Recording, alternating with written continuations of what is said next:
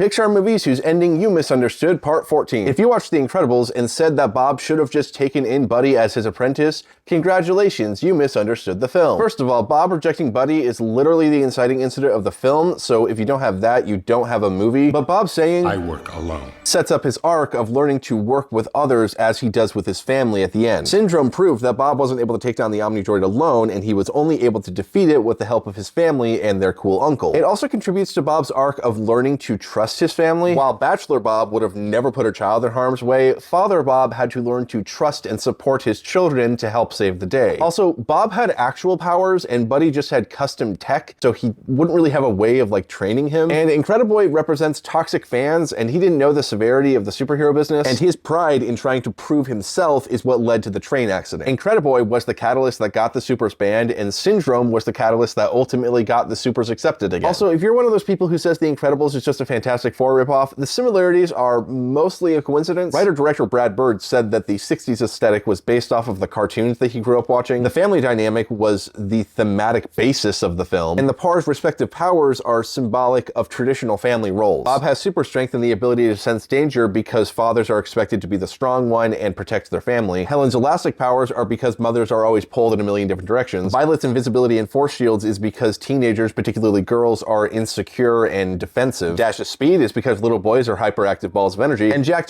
is basically everything else because babies are unrealized potential. There are similarities to the Fantastic Four and other superhero media, but the powers were chosen for a specific reason that supported the themes, and so it's unfair to say that Brad Bird just copied it. I'm sorry that the Fantastic Four movies suck, but you don't have to project it onto an original property just because you're in denial at how bad the films are. Believe it or not, you can make a superhero movie that isn't based on comic books, and The Incredibles is by far the best film that does that.